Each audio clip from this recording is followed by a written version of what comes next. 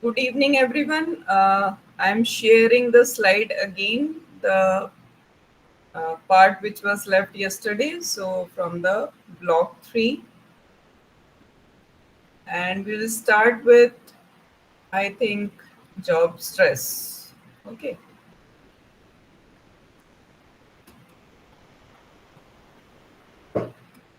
so it is already 9:05. I think I should start now, and people can join. You can see the slide. Yes, ma'am. Okay.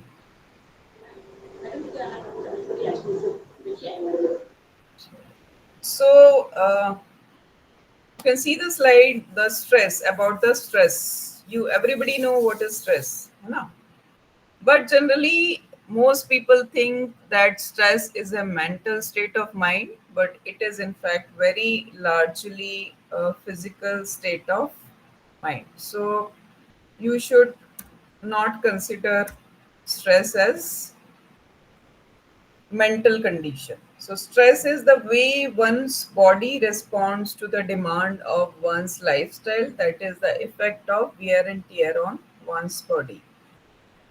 Uh, the term stress has been used variably to refer to the different things like stimulus, external force acting on the organism, the response, changes in the physiological functions, and the interaction between an external force and the resistance opposed to it, as in uh, normal biology, and a more comprehensive combination of all the above factors.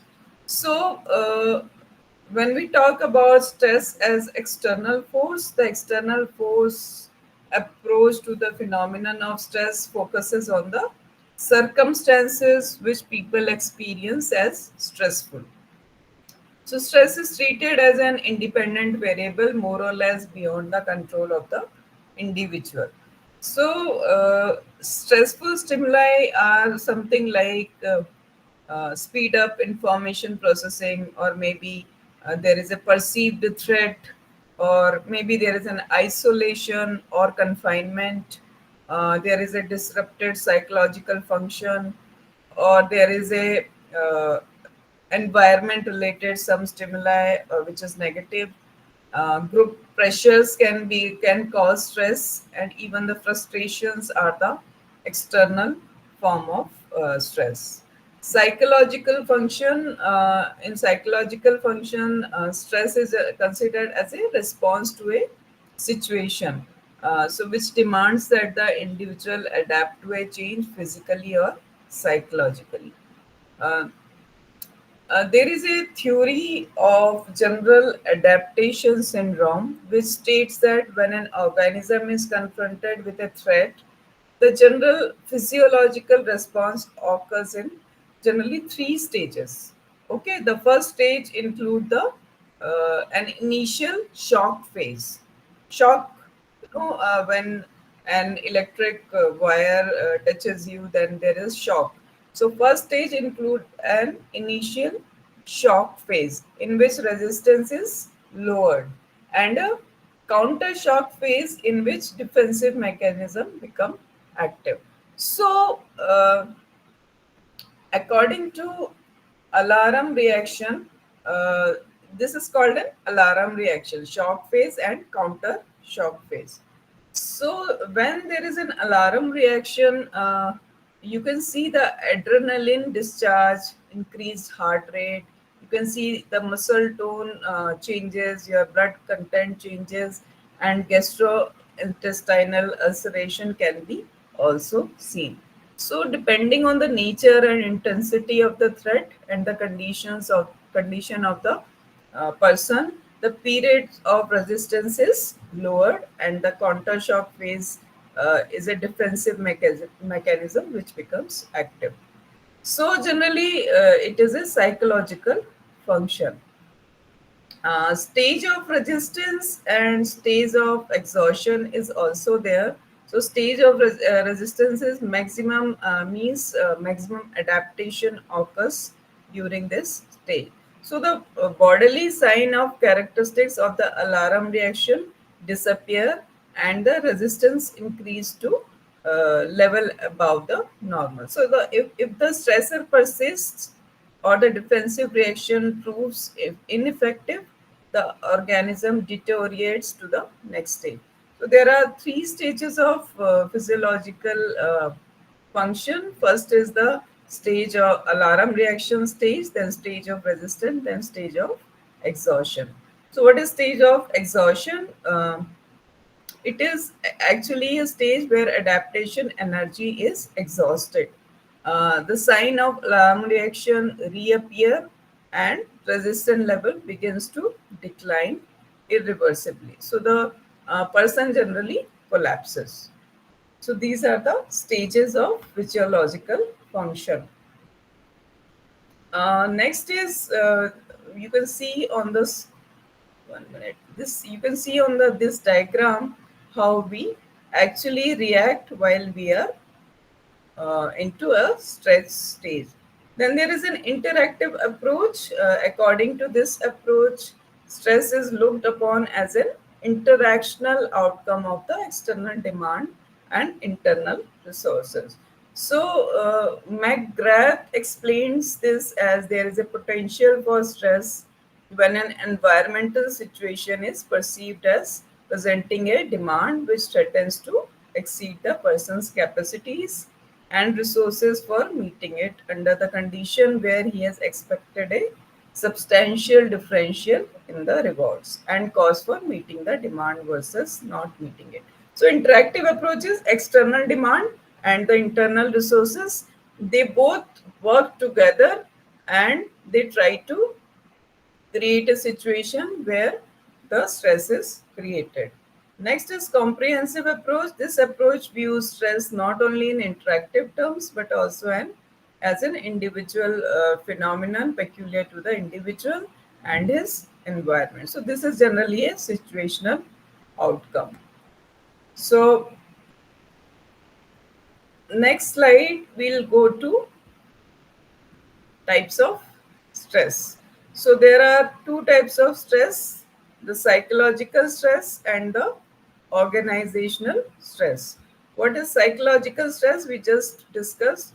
So if we say stress is a dynamic state of mind and in response to a demand for adaptation, and since life itself entails constant adaptation, living creatures are always in a state of more or less a stress. There is always a some amount of stress in the body we feel because we are doing some work or the other and we have to adapt to do the work. So the linkages as psychosocial variable generally evoke stress response and they may ultimately uh, be seen in the organism, every organism which exists on earth. Psychological stressors may precede the physical event. That means this psychological stress lasts longer and it continues to evoke stress after physical event is past even. So once, for example, you fell down because you or maybe you fall down and you have a physical hurt, then because you fall down from stairs, for example, so the psychologically you'll always have this in back of your mind ki I fell down, and even after your hurt is or the pain is gone. So internal demands that challenge or suppress one's ability to adapt to them are likely to result in an interpretation of the demands as being stressful. That means even uh, after you are you come out of your physical event, the psychological stress still remains. So this is psychological stress. So generally if we talk about what is psychological stress, it means the at the back of your mind the fear of falling again always remains. Organizational stresses, there are various organizational stresses. So in an organization you can see various type of stress. So according to Parikh, uh, the role of stress, he has identified as different types of organizational role stresses. So first is, he has described about inter-role distance. So inter-role distance is experienced when there is a conflict between the organizational role and non-organizational roles. For example, the role of an executive versus the role of a husband. So inter-role distance. Second is role stagnation. So this kind of stress is the result of gap between demand to outgrow his previous role and to occupy new role effectively. So it is the feeling of being stuck in the same role. So such a type of stress results into preparation, into perception that there is no opportunity for one's career progression. So it is called role stagnation. You can't move out of your previous role. Third is role expectation conflict. So this type of stress is generated by different expectations by different significant persons about the same role. And the role occupant is ambivalent as to whom to please. So there is a two type. If, for example, you have to report to two bosses, then you will be always in the confusion, to whom should I report first and to whom should I report afterwards. Fourth is role erosion.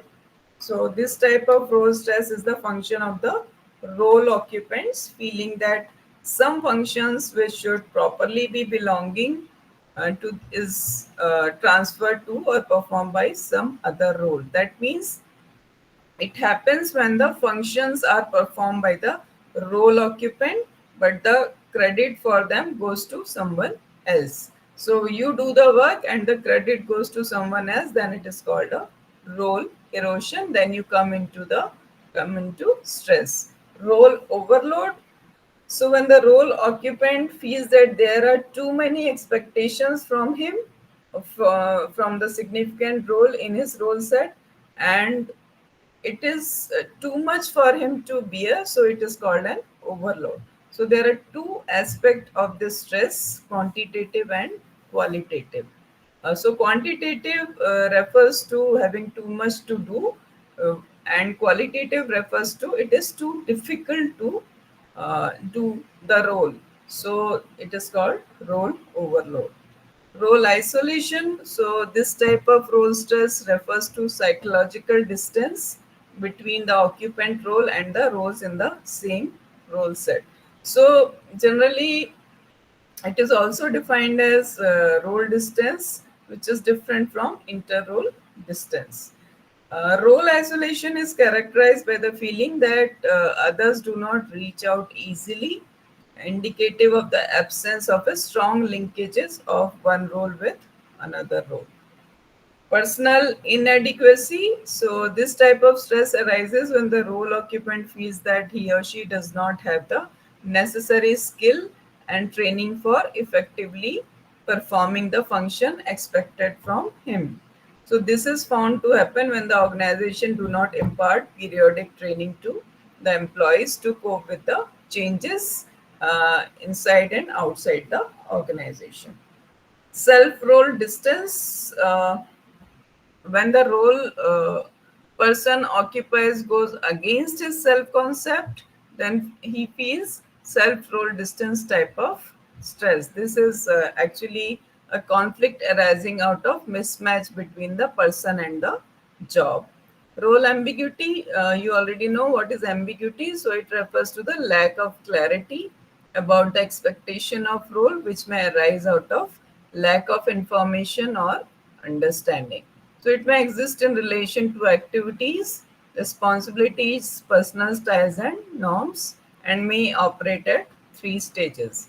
Role ambiguity can be when the role sender holds the expectation about the role. Second is when it is sent, and third is when the occupant receive those expectations. Resource inadequacy, this type of stress is evident when the role occupant feels that he or she is not provided with adequate resources for performing the function as expected from the one's role. So about this is about the types of stress.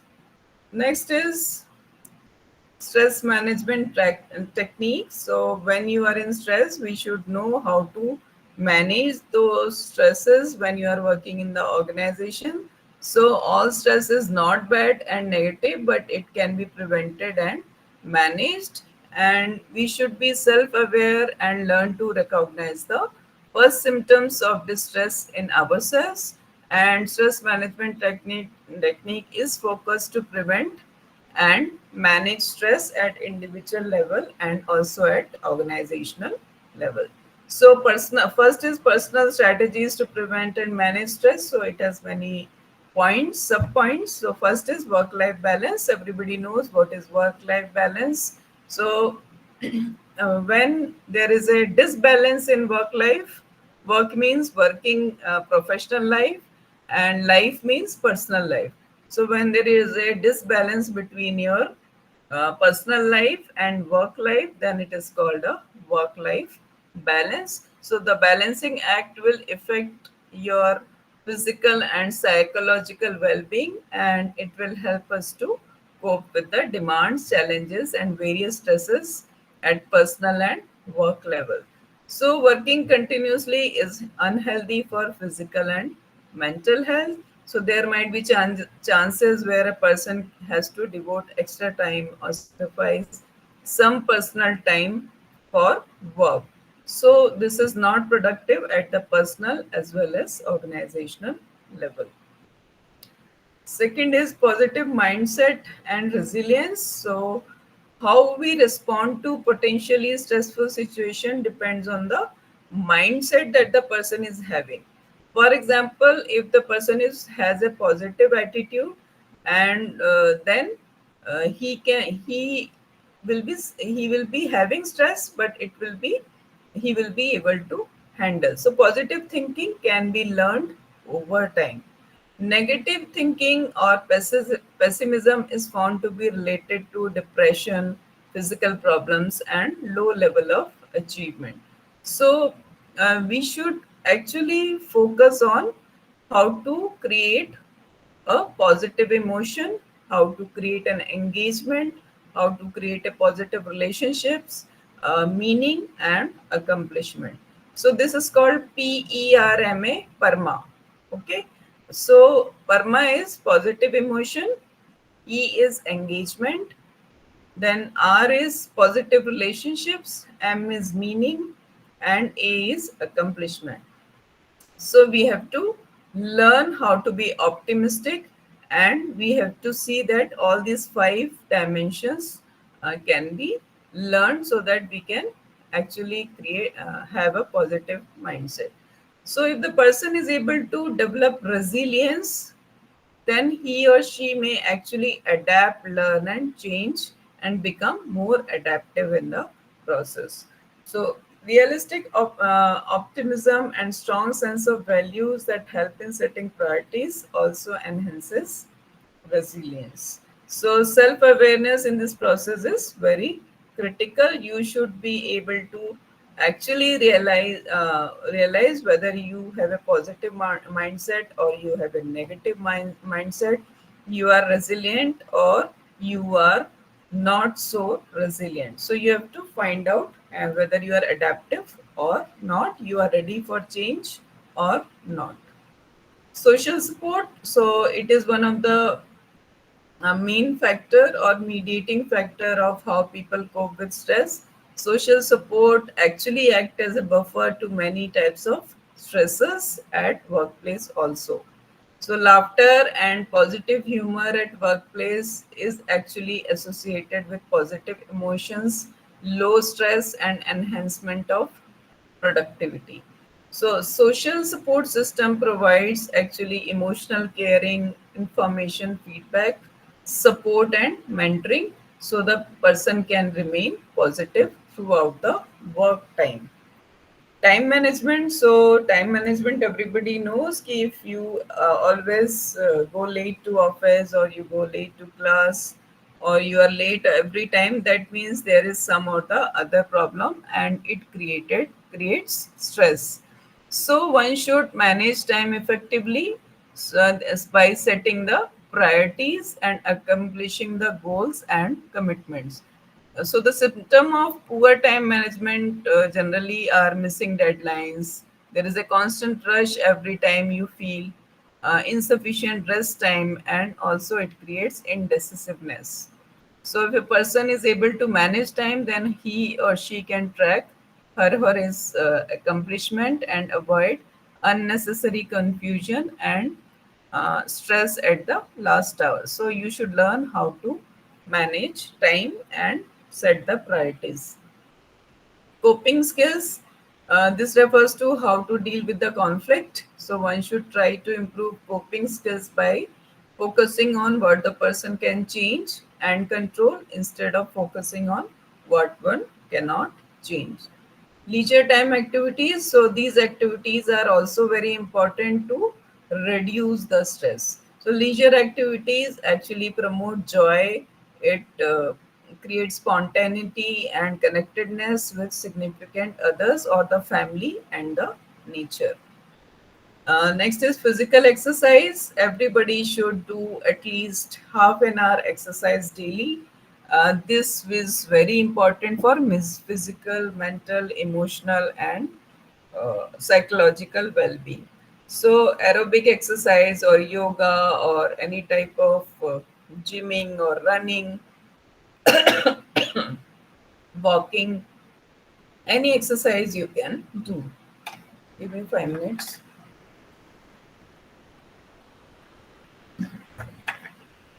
So, physical exercise is actually found to be positively correlated to improvement in person's responsiveness to stressful activities.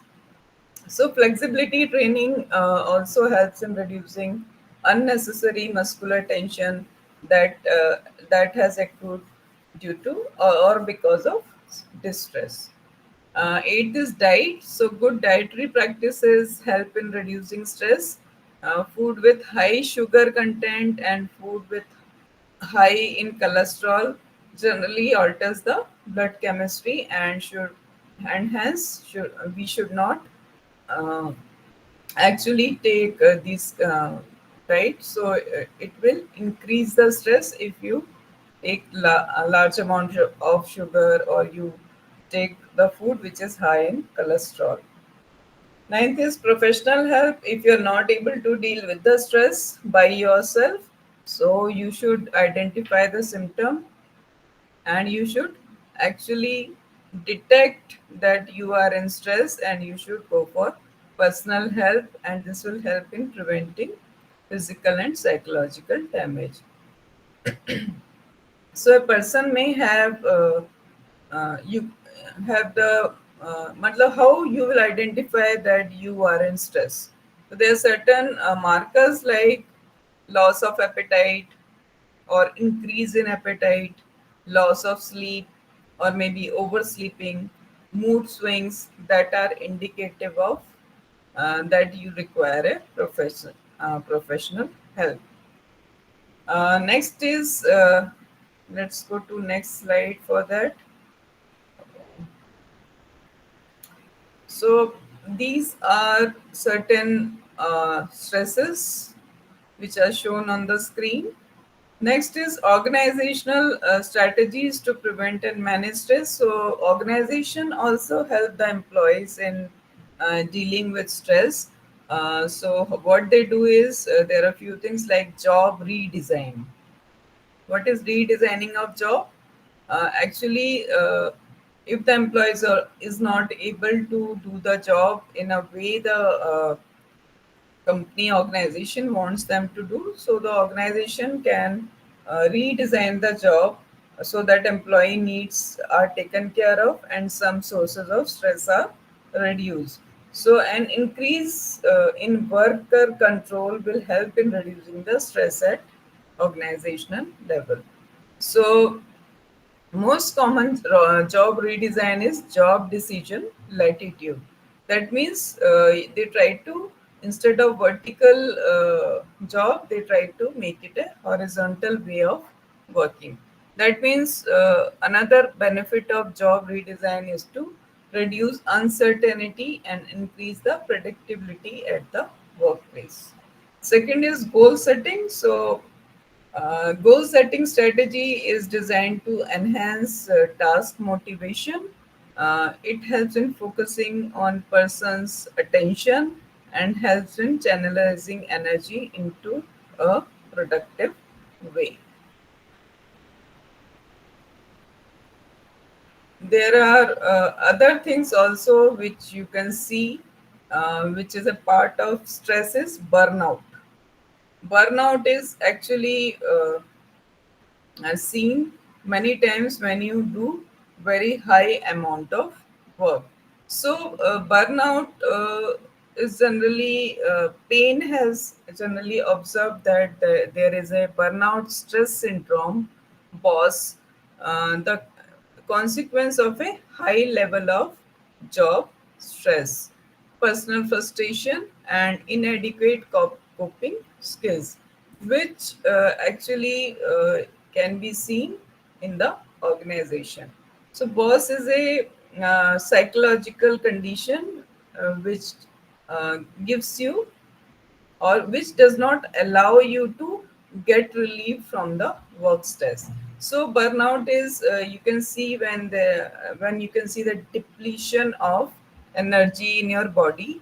You can see when there is a lower resistance to illness. You can see boss, like you can actually uh, you can actually see a boss when there is an increased dissatisfaction and pessimism, and you always feel dissatisfied, you always feel pessimistic. Then there is, you don't like to go to the work, there is increased absentees, and there is inefficiency at work.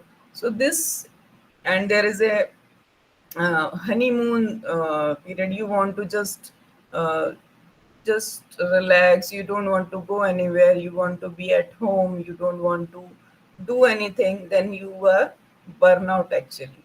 So there is a also a fuel shortage, chronic symptoms like and crisis, and you, there is also a word called hitting the wall. So what is honeymoon stage actually?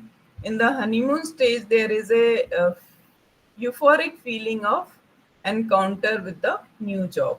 So at this stage, when you are having this feeling that you are getting a new job, you go into a honeymoon state. There is excitement, enthusiasm, pride, and challenges. So first the energy resource are gradually depleted in coping with the demands of a challenging environment, and secondly habits and strategies for coping with stress are formed in this stage. So honeymoon stage is like you are more excited and you become dysfunctional. Fuel shortage stage means it is actually an attempt to deal with job related crisis. So some individuals overdraw on reserves of adaptation energy and realize too late that the energy reserves are limited. That means in this stage they have a feeling of loss, fatigue, and confusion. There is a symptoms of dissatisfaction, inefficiency, fatigue, and sleep disturbances. You can also see uh, it can lead to escape activities such as increased eating, drinking, and smoking. So there can be future difficulties which can be seen, like you became a over smoker and over drinker also. Chronic symptom stage is a physiological symptom, and you become more pronounced and demand attention and help at this stage. So, common symptoms are chronic exhaustion, physical illness, anger, and depression. Crisis stage, when these feelings and psychological symptoms persist over a period of time, the individual enters the stage of crisis. He feels very oppressed, and there is a heightened pessimism, even self doubting tendency is increased. So one develops an escape mentality. So there you can see there are peptic ulcers, headaches, chronic backache, high blood pressure, and even difficulty in sleeping are some of the symptoms you can see when the person is in crisis period, and they continuously become very acute. Hitting the wall stage. So hitting the wall, actually, the word is taken from athletics. So it is said that marathon actually begins at the 20-mile mark with 6 miles to go. So it is at this point that the marathon runner feels that he has hit the wall. So it is an experience which is so devastating that it can completely knock a person out. So the body temperature actually shoots up to 106 Fahrenheit to 1070 Fahrenheit with an accompanying loss of blood volume. So the muscle become paralyzed, dizziness, you feel dizziness, fainting, and even complete collapse can be seen while you hit the wall. So, similar experience can be observed in organization also, executive world also. During this time, when you cannot adapt, there is no adaptation energy, and you feel depleted in energy. You can lose control over your own life, and even you feel that this is the end of your career, and you feel a hitting the wall stage. So stress is like electric power. It can make a bulb light up and provide brilliant illumination, but if the voltage is quite higher, then what will happen is the bulb will burn out. So this phenomenon of burnout is harmful, and we should actually know when we are burnout. Next uh, thing is we have to see is what is, 1 minute, I'll change the slide. Next thing we have to see is rust out. So there are two things, burnout and rust out. What is rust out? Actually, rust out is similar to burnout, but it is different in the sense that the rust out stress syndrome ROS generally is indicative of stress under load. Burnout is overload, rust out is underload. So it occurs when there is a gap between what the executive is capable of doing and what he is required to do. So the stress underload can arise due to both qualitative and quantitative uh, way of working. So in this, we have to see how we can cope with the rust out stress syndrome also. So there is one more slide after this which I want to show you. Executive blow up and burnout, contributing factors and conversion strategies. So researchers have observed a phenomenon in which uh, the ROS is opposite of BOS. So rust out syndrome is generally the concept of role erosion is, and it is also a concept of stress under load. So in a situation, you can actually see that there can be both type of situation while you are in the organization. So you can see you can become in the screen, you can see there are factors like stress level, stress type, personality, job role, non-work life, lifestyle, role style, coping mode, and organizational climate. So both under and over are creating stress, and you need to be actually focusing on the positive side of how to cope up with the stress.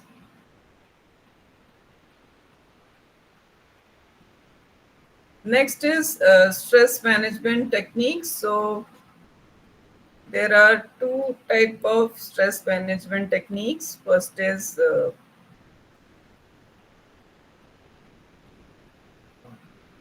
organizational strategies to prevent and manage stress. How we can do that, we will learn. Now we have already actually seen this. Now I think that is a wrong slide number. So there are few safety walls which are suggested and which you should do to manage stress in your life. So first is changing gears. What do you mean by changing gears? Anybody? How we change the gears? Changing gears means it involves shifting from work to something else. So, in order to change gears, one has to try activities that capture his or her interest. Even psychologists call this as intrinsic motivators. So this give one a feeling of well-being. So changing gear is not only removes one attention from pressure of work, it helps drain off the pent up tension also. So the person should actually, we say between the work you should get up and you should go and drink water, or you should go talk to somebody and come back. So you want to change the situation.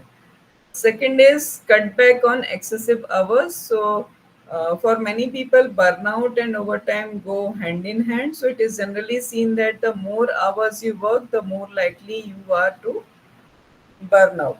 So, job burnout cycle keeps some people glued to their jobs and inefficiency also. So you should try to cut off on the excessive hour of work, and then it you will be able to handle stress. Exercise, we've already know what is exercise. Uh, so, because burnout almost always comes from excessive mental and emotional stress, even so, physical exercise offers one of the best safety valve. So, exercises generally work as a stress inoculation, according to the doctor. So, you should to exercise daily. So, exercise does not have to be very strenuous or competitive. Even walking offers many benefits, and you can put into excellent cardiovascular condition and even reduces the stress. So, this is not important. You go to the gym and do something. You can walk, you can run, you can do some exercise at home, you can do meditation at home, you can do yoga at home, and you can be stress free. Pamper yourself. So pampering, everybody know what is pampering. So how to pamper other people when they experience a life crisis is also important. You can send them flowers to a friend in the hospital. We actually shovel snow from the walk of a neighbor who recently lost his wife. Such things can help people actually come out of crisis. So special attention are needed by the people to cope with the stress. So pampering yourselves can have the same effect. So how we pamper ourselves? For example, we can go out for a dinner. We can buy new things. Then we can go to the trip to visit an old friend, or maybe even plan an evening out with or without kids. So these are all are pampering techniques. So you can use whatever technique you like for pampering. Get involved. So maybe a boring job can lead to burnout as easily as a challenging one.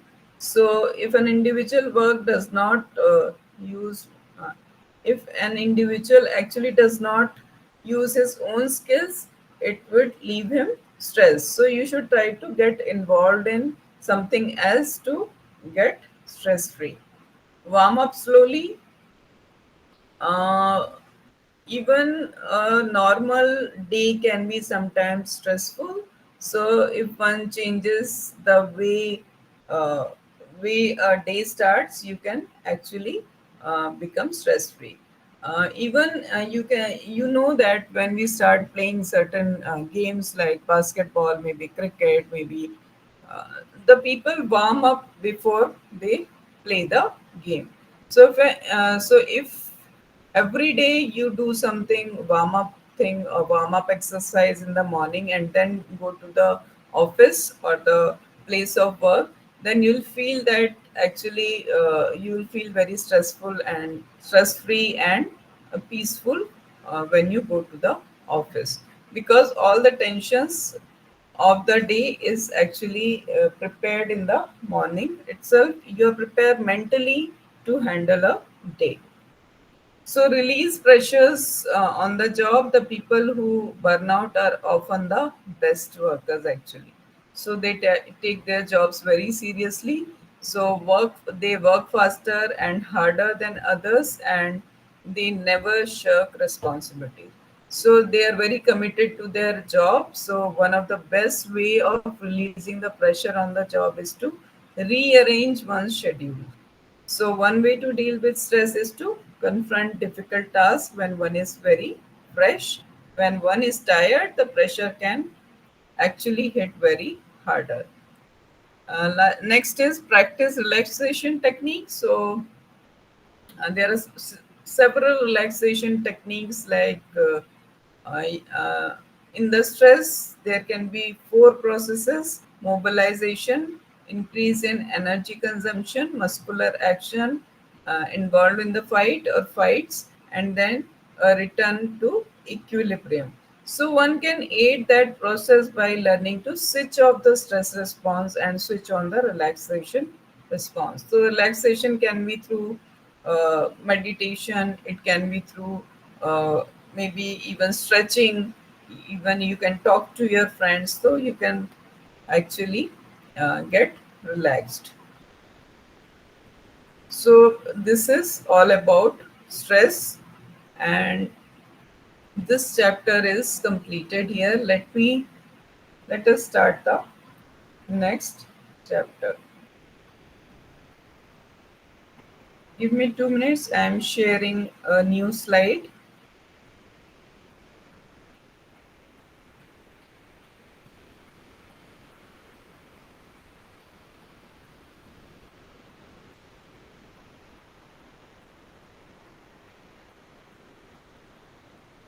Can you see the screen? Yes, we can. Yeah. Yes, Mark. Okay. So our next chapter is employee empowerment. Okay. Anybody know what is empowerment? Employee empowerment written on the screen. Empowerment is generally the process of enabling or authorizing an individual to think, behave, act, and control work and decision making in autonomous ways. So, according to Richard Garth Nelson, empowerment is the process coming to feel and behave as if one is in power and to feel as if they own the firm. Next definition, employee empowerment refers to the management strategies for sharing decision making power.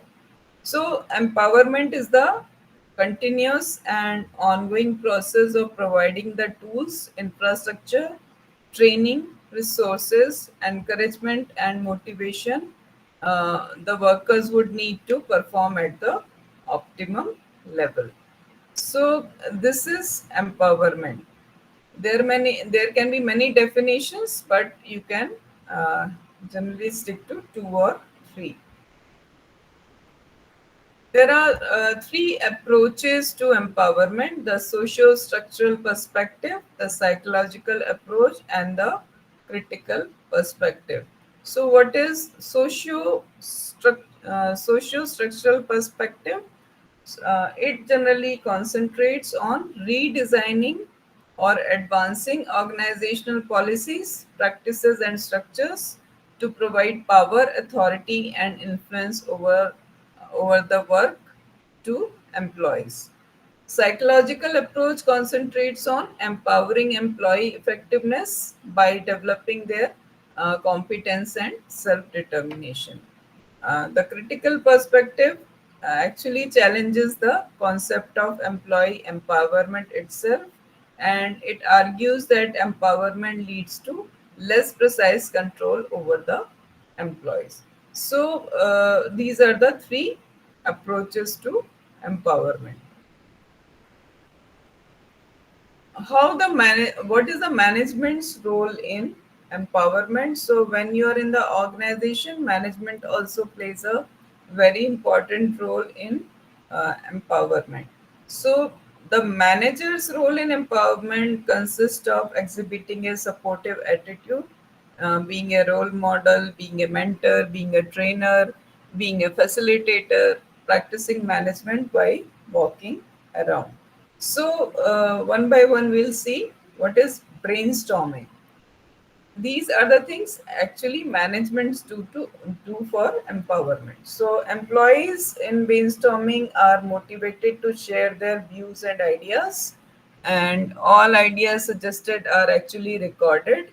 And after evaluating them, the ideas are they are asked to go through the list. Then they assess the relative merits of each of the ideas. The process is repeated until the group narrows the choices to a specific number, which are important for the growth of the organization. Quality circles we have studied yesterday also. So, a quality circle is a group of employees that assembles regularly and make group decisions regarding the improvement which are required for the organization. So, the main difference between quality circle and brainstorming is that quality circle members are volunteers who actually summon themselves and conduct their own meetings. Quality circles assemble regular before, during, and after a shift to discuss their work, and they predict problems, they propose workplace improvements, set goals, and make plans. So these are generally a normal meeting which happens daily, and people meet and discuss the how to improve the workplace.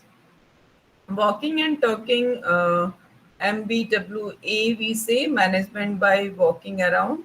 So, simply walking around the workplace and talking with employees can be an effective way to uh, solicit the input. So, an effective way to prompt employee input is to ask the right questions and to use the open ended questions. Uh, there are few things leaders can do to build an environment that empowers people. The first is give power to those who have demonstrated the capacity to handle the responsibility. Second is they can create a favorable environment in which people are encouraged to grow their skills. And third is um, don't second guess others' decisions and ideas unless it is necessary, and because it only undermines their confidence and keeps them from sharing future ideas with you. Next is you can give people discretion and autonomy over their task and resources. Next is empowerment of employees generally helps an organization to assign different projects to hone the competence of employees. So, motivation, you know what is motivation? Yesterday we have studied a work team can avoid the inspection of the organization if it continually perform above the organization expectation. For example, team member will often take it upon themselves to remind the rest of the group of the benefits of high productivity. Uh, including pay raises and management recognition. So if the work team is motivated, then you don't have to always go and see what they are doing. They will perform their work themselves nicely. Creativity: when an employee feels a sense of accomplishment and feels valued, he is actually more likely to get attached in mm, creative and critical thinking. He will feel more capable and inspired to deal with situation in many unconventional ways. So empowering an employee make himself to think and take initiative, and he may even find unique ways to add worth to the organization, even in revising the processes or policies which are no longer effective. So this removes some of the pressure on management, and the employee himself want to stay ahead of the industry. Job satisfaction. So empowerment provides the employee with a sense of autonomy. So this will increase his job satisfaction. They will be more comfortable at work because it enhances uh, confidence. A happy employee actually provides the best customer service, and this will result in leaving a good impact on an organization. Decision making. So rapid growth in technology provides customer in finding information about products and services. uh, then there can be diverse ways in which the work can be done. Employee needs to make quick and apt decisions that benefit the organization. So decision making becomes quicker when the employee knows that uh, he is the one who has to decide what how to meet the customer demand. So independent decision making can enhance self confidence among the employees. Loyalty. um, Actually, an employee exhibits loyalty if supported, respected, listened to, and valued. So he's more likely to work hard and promote the organization when the opportunity arises. Uh, Cost saving. So employees who perform their task on a regular basis have an uh, intimate understanding of how their jobs are done. So even he will try to save the cost of the organization. So by allowing employees to suggest and make procedural changes that make their jobs more efficient, organization actually saves the money. Morale. So employees who are empowered in their jobs have a great responsibility. So putting employees in charge of their results will boost up the morale of the employees. So there will be positive effect on the organization bottom line. Management employee relationships. Employee empowerment can help to strengthen the bond between the managers or the management and employees. So, giving power to the people actually uh, helps the managers to reach to uh, reach and achieve the goals of the organizations. So managers are generally coaches who can help the employees and who can actually take the help of employees to make the policies and procedures and help and can actually create a relationship with them. Direct accountability. So, empowered employees are more accountable for their jobs as they make their own decisions. This is very advantageous for organization because instead of harnessing managers with a responsibility for all decisions, employee handles some of the decision making themselves. Job duties. So, experienced employee has the ability to do a job in a most effective way. The organization can benefit from allowing experienced employees to alter job duties that make the organization more productive. Team structure. So, empowered employee groups are encouraged to create their own structure so that they can feel comfortable in the way it works. and increase its productivity. So the manager observes the team performance but only interferes when necessary. Next is reasons why empowerment has become necessary. This we have already covered. How to measure the empowerment? So there is need to measure how well employees are empowered. So there is a word, or there is a saying, employee empowerment inventory, EEI. So this has been developed to measure the empowerment.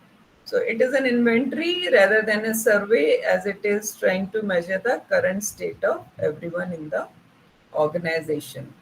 So, general form of inventory which you can find in the organization are does the employee, you should ask this question, does the employee feel empowered by their direct supervisors? Which of the components, if any, is the major barrier for their empowerment? Does the employee have the knowledge necessary to accomplish the job? What is the most important barrier to attaining the knowledge necessary to accomplish the job? Does the employee have the tools necessary to accomplish the job? What is the most important barrier to attaining the tools necessary to accomplish the job? Does the employee understand the responsibilities necessary? What is the most important barrier to attaining and understanding of the responsibilities? Does the employee and other around them have the accountability necessary to accomplish the job? There are few many. What is the most important barrier to attaining the accountability? Does the employee have the authority necessary? What is the most important barrier to attaining the authority? Beyond the control of the direct supervisor, is the employee empowered? Beyond the control of the direct supervisor, what barriers exist to being empowered? What percent of the employees' time is spent in crisis or unplanned activities? What percent of the employees' time do they spend in meeting that are waste of time? So there are certain pros and cons of empowerment in the organization. So the pros are the increased productivity and morale. When the employees are empowered, they feel there is an increased productivity and morale, improved quality, better customer service, embracing change, collaboration, communication is boosted, and the clients will be much happier. The cons are there can be abusing power, interpersonal relations can be affected, additional cost of training is required, poor knowledge and understanding can actually create problem. Arrogance can also be seen in the employees, and risk of security and confidentiality. Uh, Many of the confidential documents or the security is required security, so this can be a risk. Okay.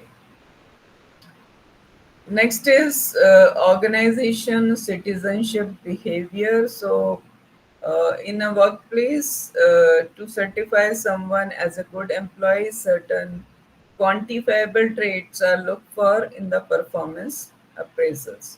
Organizational citizenship behavior is a term that encompasses anything positive and constructive that employees do of their own volition, which supports co-workers and benefits the company. So, employee who engages in OCB, the this behavior necessarily not be the top performance, but they can always tend to go an extra mile apart from satisfying the minimum requirements. So organizational citizenship behavior is when you have employees who feel a citizenship of the organization, you can see things like increased productivity, efficiency, customer satisfaction, and reduced costs, and even the rate of turnover and absenteeism is reduced. So, it is whether to engage in OCB or not is a personal discretion of the employee. Still, organization can promote OCB by motivating them and also providing them with an opportunity to exhibit the organization citizenship behavior. So, the organization should create a workplace environment that not only allows for but is also conducive and supportive of OCB. A few of the definitions: Bernard in 1938 says the willingness of individuals to contribute cooperative efforts to the organization was indispensable to effective attainment of organizational goals. Cards in 1964 says employees willingly contribute extra efforts for the attainment of the organizational outcomes. And Wayne in 1995 says defines OCB as a behavior which benefits the organization and is intended to benefit the organization, which is discretionary and which goes beyond the existing role expectation. There are certain forms and dimensions of OCB. So, form means there are two ways. Forms mean first is OCBO, which you can see on the screen, that is organizational citizenship behavior dash organizational. Second is OCBI, Organizational Citizenship Behavior Individual. So OCBO describes the extra role behavior of the employees which directly benefits the organization, like organizing a clean drive in the campus can be an example of OCBO, which is related to organizational. OCBI deals with an extra role behavior exhibited by the employees towards his or her colleagues, like helping them in accomplishing their task.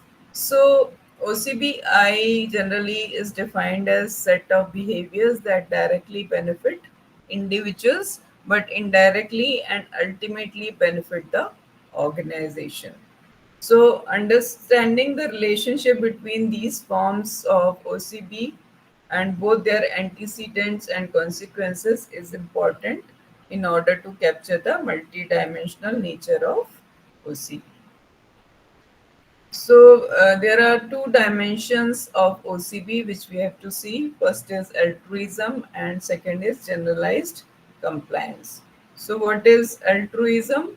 So, altruism is defined as a helping behavior directed towards individuals. For example, when coworker needs some assistance in completing a task, altruistic people go beyond their job description to assist them. Generalized compliance generally is defined as a people doing things uh, right and proper for their own sake rather than for the specific person. So, altruism is typically directed towards other individuals but contribute to group effectively by enhancing individuals' performance. For example, extending a helping hand for a newcomer in the organization. So, consciousness, on the other hand, enhances the efficiency of both an individual and the group. For example, complete assigned task before schedule, completing the assigned task before schedule and is available for tasks which are non-obligatory is actually the consciousness which enhances the efficiency. Sportsmanship improve the amount of time spent on constructive endeavors in the organization. For example, it tend to find a solution rather than complaining the situation. Courtesy, in courtesy, it helps prevents problems and facilitates constructive use of time. So, sharing of knowledge and information among co-workers is generally helping them to solve the problem. Civic virtues promotes the interest of the organization, like volunteering and heading teams towards CSR activities of the organization. So this is actually dimension of uh, OCB. There are certain implications of OCB. Implication means why it is important. So, implication of OCB, we can see that there is a presence of uh, high level of OCB in an organization. If there is a high level of OCB, it maximizes the organizational performance in various dimensions. So, the strong relationship between the OCB and job satisfaction results in a positive impact on employee performance and well-being. Positive relationship between group cohesiveness and OCB increases the productivity of the co-worker and coordinate activities within and across the work groups. OCB also enables appropriate usage of available resources for more productive purposes and scarce resources purely for maintenance functions. OCB strengthen the organization ability to attract and retain the best employees, which results in increasing the stability of the organization performance. Employee becomes more cooperative with superior and colleagues, and they exhibit more extra role behavior. Generally, organizational citizenship behavior increases employees' willingness to sacrifice their own comfort so as to meet the organizational goals. The higher level of OCB among employees lowers the employee turnover and absenteeism. OCB brings in a positive impact of productivity, efficiency, and customer satisfaction apart from enhancing cost reduction. So, OCB enhances productivity to free up resources, attract and retain good employees, and helps in creating a social capital or the human capital.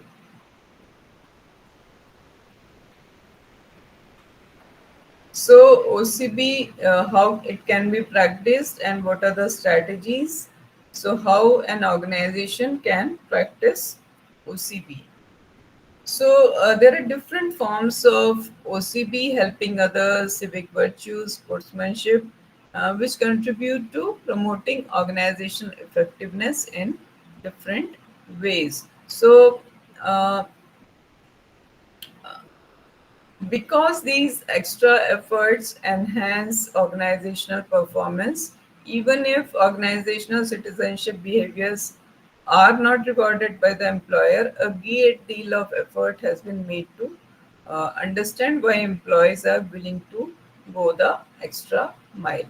So, there are certain strategies which is followed to uh, make organizational citizenship behavior uh, prevalent in organizations. So first is sense of belongingness. So top management should always work towards increasing the sense of belongingness among employees. This can be done by encouraging staff to attend office functions, get together outside office premises, cultural events, and office birthdays, lunches, etc. So the people will feel connected and they will feel that management looks after them. Enlightening supervisors, so launching an awareness program on what is OCB, and the supervisors can actually understand how to display the OCB among the employees. So they can include OCB in their performance appraisals or devise their own casual or informal reward system to encourage the OCB. Even supervisors should readily recognize and reward employees to enhance the OCP in the organization or their department. Third is recruitment. So while recruiting freshers, The panel or the committee should look for the outgoing, attentive, enthusiastic employees with a positive outlook and can do attitude. This can lead or maybe inclined to engage in OCBs. So the committee should also look for traits related to OCB through the psychometric testing. So such employees would definitely motivate others to perform OCB.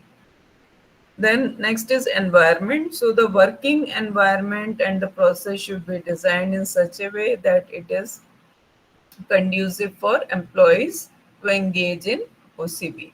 So there are certain types of group norms like everyone should only do minimum amount of work required. No one should talk to the supervisor, can hinder the employee's initiative, and this will decrease incidents of OCB. So you should create a very conducive environment. We should promote the OCB initiatives. Top management. So the top management should have an inclination towards organizational citizenship behavior by so thereby motivating the employees to engage in OCB. So the process of the organization should be such that it encourages employees to exhibit extra role behavior.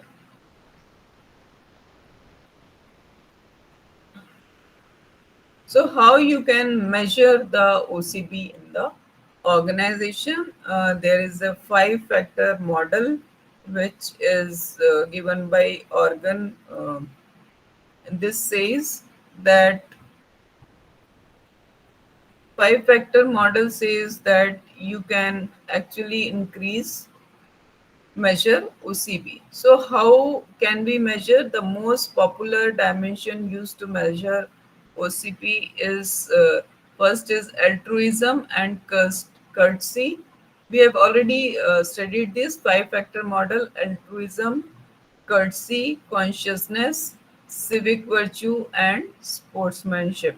So these five factors are grouped into two things: OCBI and OCBO. So OCBI contains altruism and courtesy, and OCBO consists of consciousness, civic virtue, and sportsmanship. So, in this, we can measure the OCB by doing a research or a survey among the employees.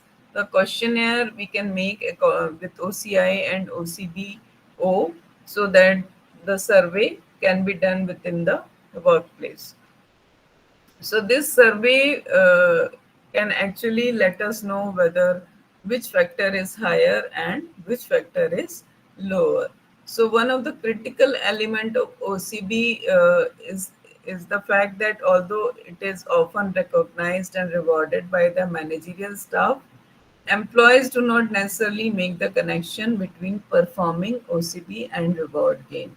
So there are certain uh, even negative aspects also.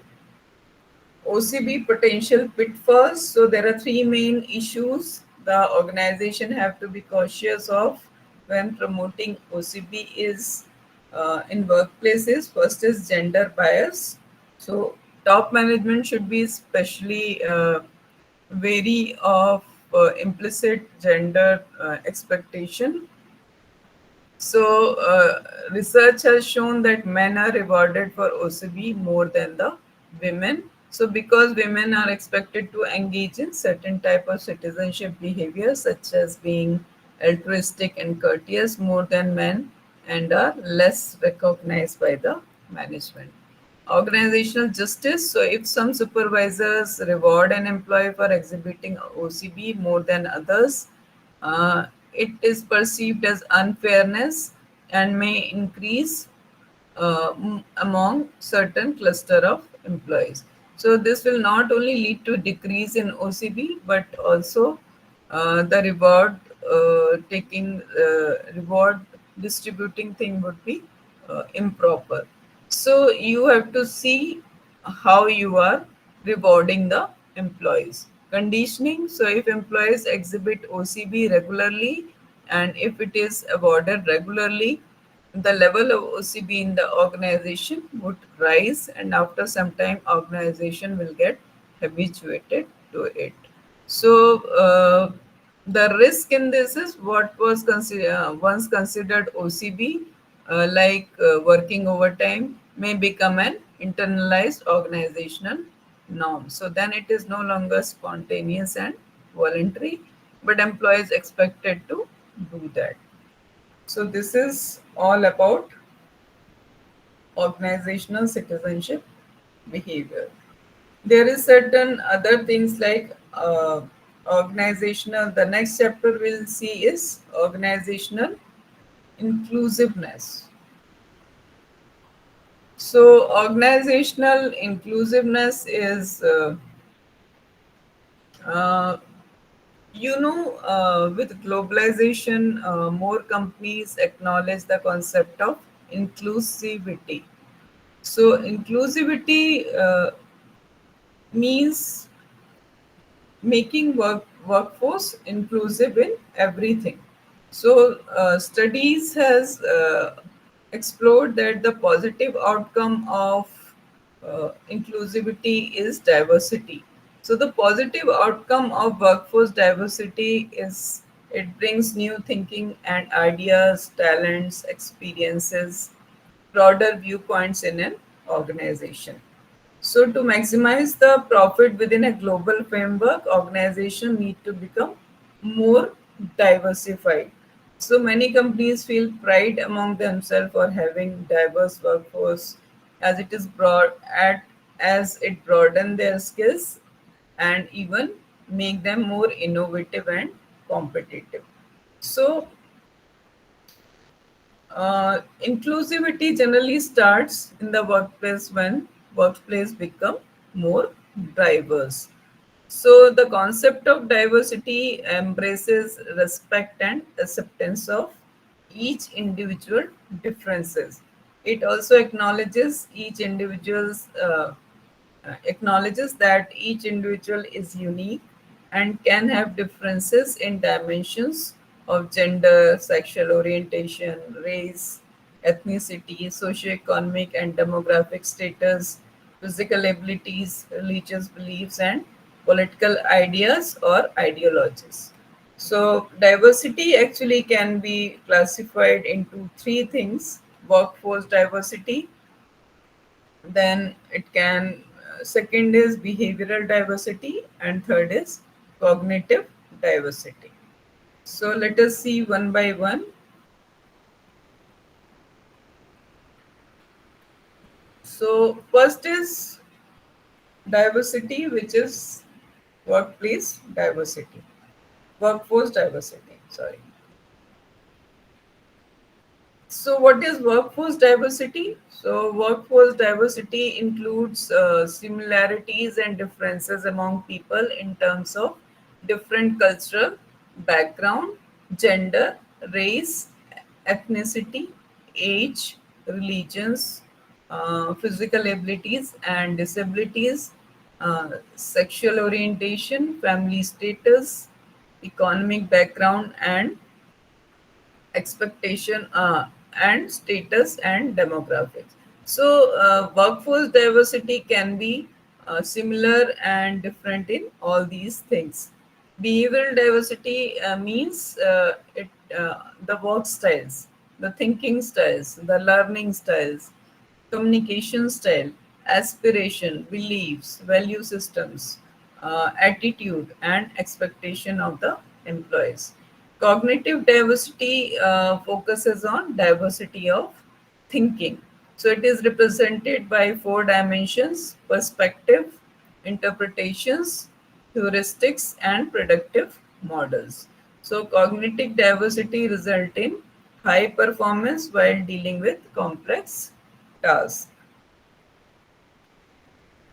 Next slide is about organizational inclusiveness. So, inclusion generally is an integral element of diversity, as inclusion works for the people who are slightly very different.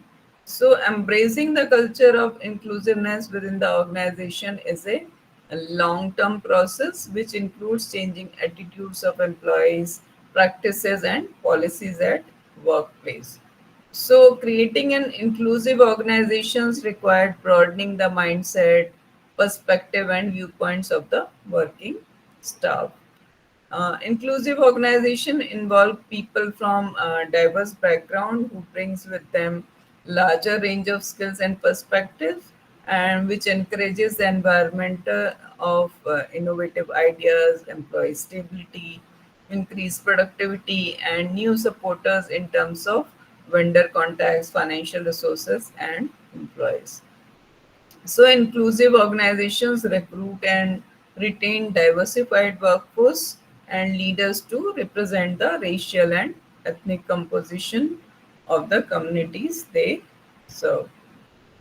What are the characteristics of an inclusive organization? So, characteristics include uh, first is it accepts diversity and implements inclusion strategies. So, which means people of different culture, custom, tradition, beliefs, language, rituals, lifestyles are accustomed in both the workforce as well as the customer segment, and they are respected without any bias and preconceived judgments. So people are observed as individuals who have come together from different backgrounds but with a common goal and action to contribute or coordinate towards organizational success. Second is measurable behavior and competencies. So, employees working at inclusive organizations have well defined achievable goals, roles, and responsibilities, and they have measurable behavior and competencies which are not affected by individual personal bias and opinion. Transparent policies and procedures. So, inclusive organization policies and procedures are transparent and equal for all. There are no hidden rules of behavior that may be apparent to some groups and unknown to others. Next is consistency in practice of interactions with everyone. So there is no two set of rules of or contradiction in their behavior. Rules are fairly applicable throughout the institution, and no one group favoritism is done over the other. Learning culture. So career development program is encouraged by top level management and supported for all employees at all level. There is a robust coaching and mentoring programs of both formal and informal systems that meet the individual learning needs of the employees, and these are implemented in the organization. Mistakes and their consequences are recognized and addressed. They are treated as learning opportunities rather than character flaws. Next is conflict resolution system at all levels. So, inclusive organization recognizes that conflict is inevitable in organization which has diverse culture. So they have well-defined conflict resolution system which addresses conflict without biasness, maintaining confidentiality and respects of all parties in a non-confrontational manner. Active participant in community activities. So inclusive organization understands the fact that its employees, managers, and customers all come from the come from the community. They actively participate in community activities and play a significant role in addressing its needs. Vision, mission, and core values. The people work for an organization because they believe in its vision, mission, and goals. These organization delivers what they promise and maintain trust and promise of its customers as well as their workforce. Value of earned privilege. So, in this organization, employees are treated with respect and being recognized for their work accomplishment and good behavior. They are never biased for their socioeconomic status or class. Change management, an inclusive organization recognizes that change is inevitable and it is constantly reviewed, its current and past practices, and they update it to meet the changing demands and need of the industry, workforce, and customers. Uh, Next slide is benefits of an inclusive organization. So these are the benefits: higher job satisfaction, lower turnover, higher productivity, higher employee morale, improved creativity and innovation, improved problem solving, increased organizational flexibility, and better employees.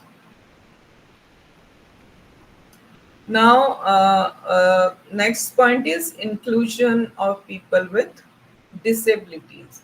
So, World Health Organization has defined disability as disabilities are an umbrella term covering impairments, activity limitations, and participation restrictions. So, impairment is a problem in body function or structure.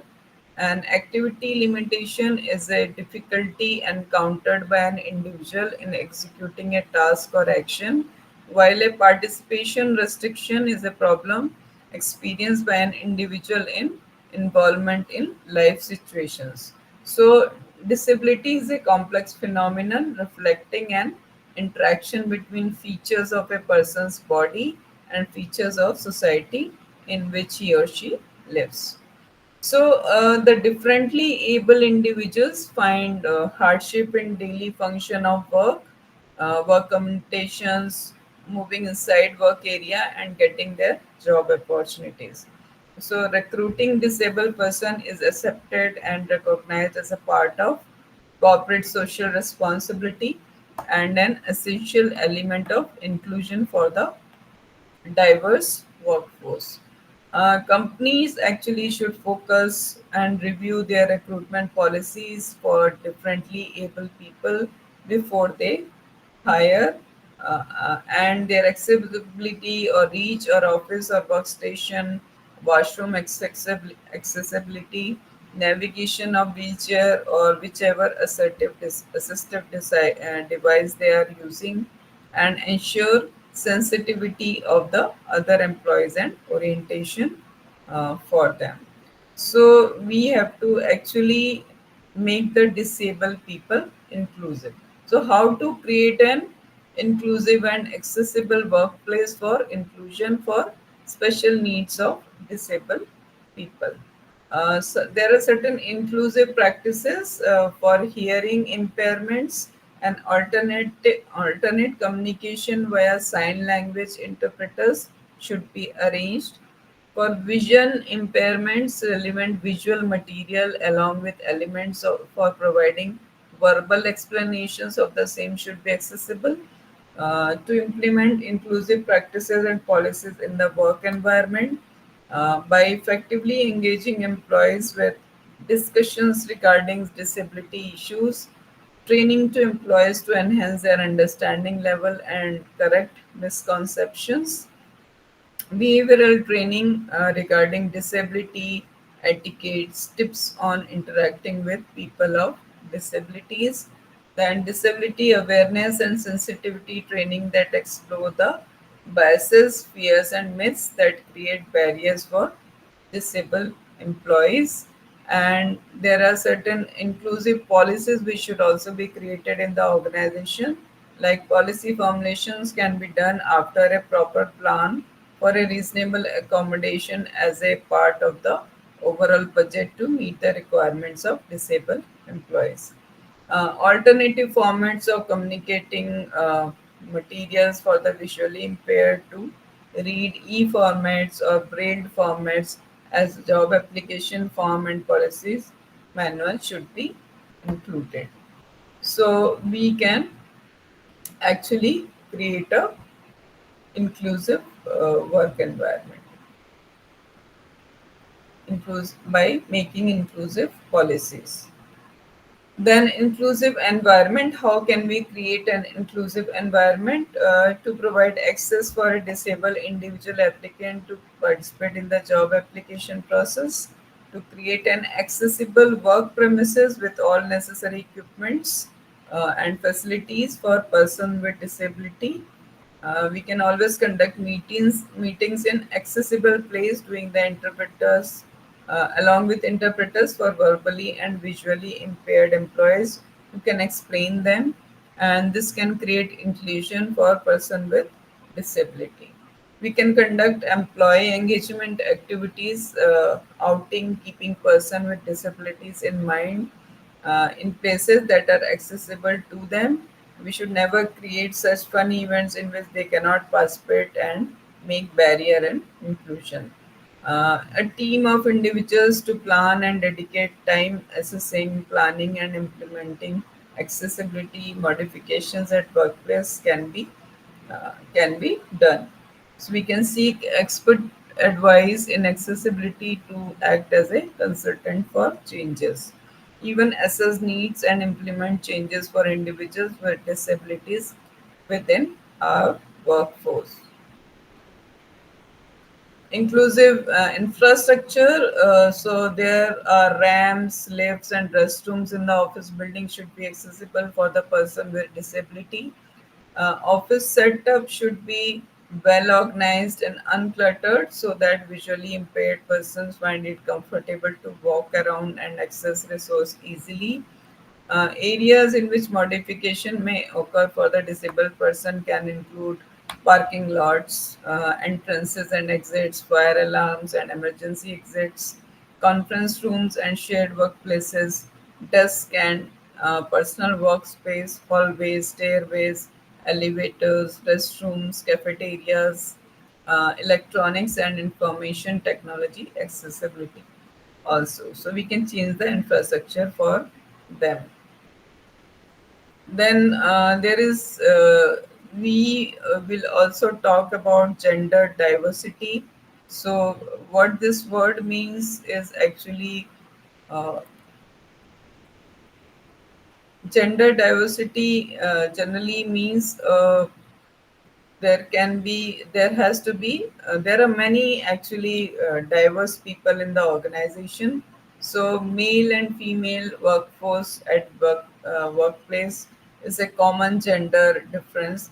There are also other genders which are available in the workplace nowadays. We can see transgenders, we can see LGBT uh, people who are working in the organization. So there is a growing demand for equivalent authority for these workers and for other groups like lesbians, gay, bisexual, and transgender also. So shift in labor force participation have changed the composition of employment in favor of women and LGBT genders.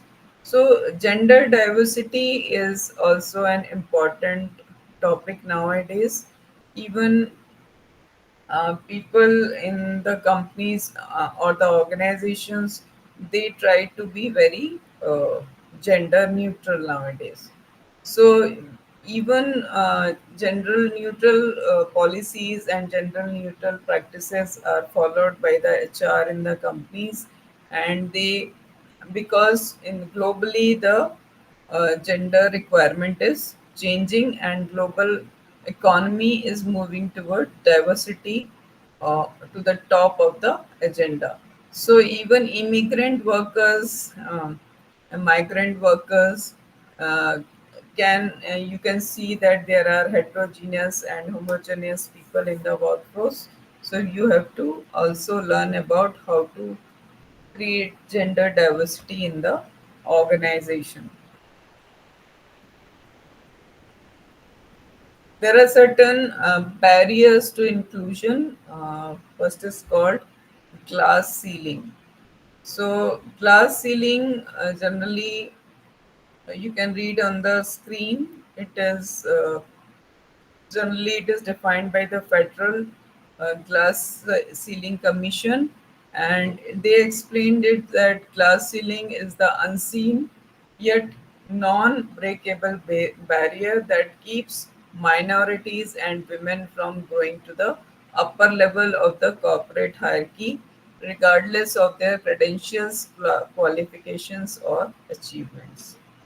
So, generally, it is referred glass because it is usually not a visible boundary, and a woman may not be familiar of its existence until she hits the barrier. So, the invisible hindrance women generally faces when they attain mid-management positions. So, in theory, nothing prevents a woman from being promoted, but women can see the higher they step in the organization hierarchy, the less promotions, pay raises, and opportunities they get in comparison they should have due to invisible obstacles that prevent them from rising further. So, glass ceiling refers to a hidden barrier that prevents someone from accomplishing further success. It is most often observed in the organization that and are usually a barrier to achieving power and success equal to that of more assertive employee group. So even a woman who has better skills, talent, credentials, and education than her male colleague is being passed over for promotion due to her gender is an example of class ceiling. Gender pay gap. So gender pay gap is generally the difference between pay earnings of male and female. In April 2016, the wage gap in the United States was 79 cents for every dollar paid to men, which is amounting to dollar 10762 in a annually. So there is a gap of $10,762 in the pay earnings of male and female workers. Glass escalator. It can be defined as how more men are joining female dominated areas such as healthcare sector jobs and elementary school teaching, etc. So within these job responsibilities, the men are skipping right past women to reach the top. So similarly, if they were on an escalator and a woman was stepping each stair to progress in her career for promotion. So men are being offered more promotions than women, although women have worked hard. They are still not being offered the same chances as men in the situation, and the situation is called as glass escalator. Sticky floor. So the sticky floor refers to women who accepts low pay, less promotional positions such as junior clerical and assistants, healthcare, childcare jobs. The sticky floors can be described as the arrangement that women are compared to men, less likely to start to move up on the job and career ladder. So the circumstances is related to gender differences at the bottom of the wage distribution.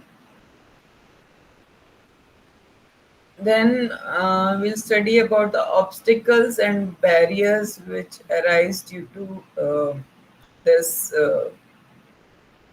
due to the following. So there are certain obstacles and barriers why it is happening and why inclusion is not possible. First is prejudice. Men are promoted for the career advancement and in pay more quickly than women with equivalent qualification and achievements. Resistance to women's leadership. People view successful female managers as more deceptive, tough, egoistic, and hard to take than successful male managers. Then leadership style issues. Many female leaders struggle to harmonize qualities people prefer in women, such as compassion for others, rather than with qualities like assertion and control, which people think leaders needs to succeed. Family demands. So women are still the ones who break off their careers to handle family responsibilities.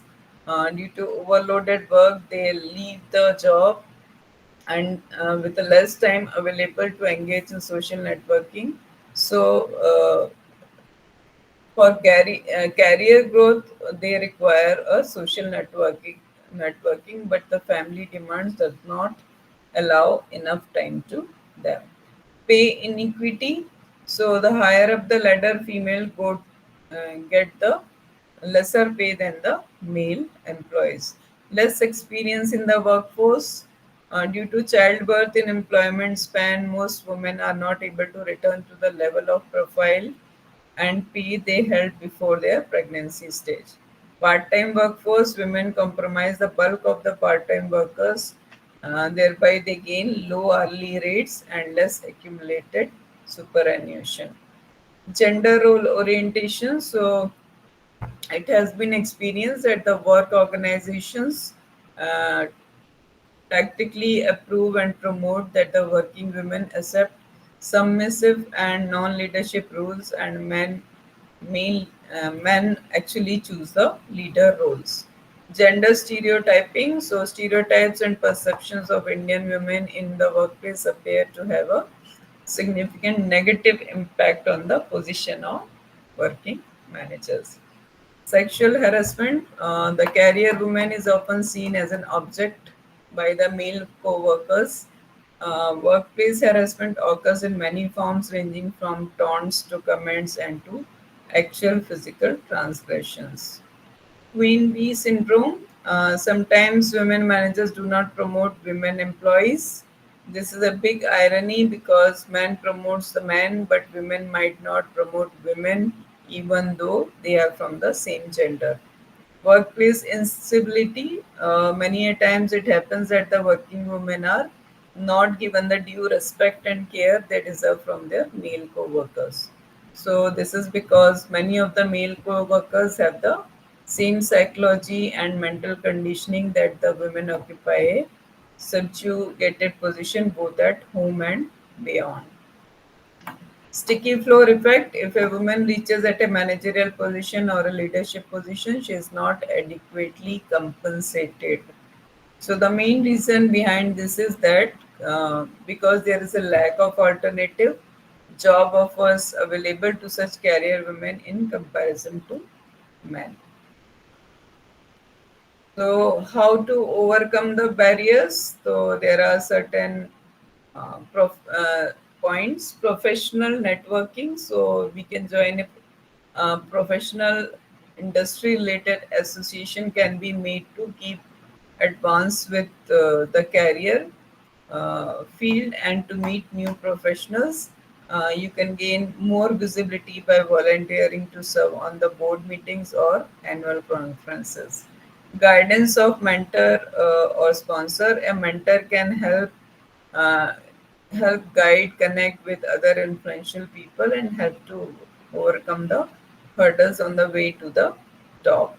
So, self promotion. So, self promotion is one of the most important attributes for getting ahead, but should also learn to share the skill of your talent and successes. Next is helping dropout women. For women who decide to take break from a career or workplace to raise their children or to care for elderly parents, even career practitioners can help them to create a plan to maintain their marketability while taking time off from the full-time employment. So, women empowerment. So, inclusive organization focus on attracting, evolving, and advancing women and underrepresented population by removing obstruction, gaining stakeholder buy-in, creating inclusive leaders, and developing events for growth. So, while this is important for organization, regardless of women empowerment, an organization that fosters an inclusive policies and friendly culture where the co-workers can share easy relationships, work closely with each other, and collaborate both on personal and professional level, helps women to interact across genders without a fear of unaccepted or judged.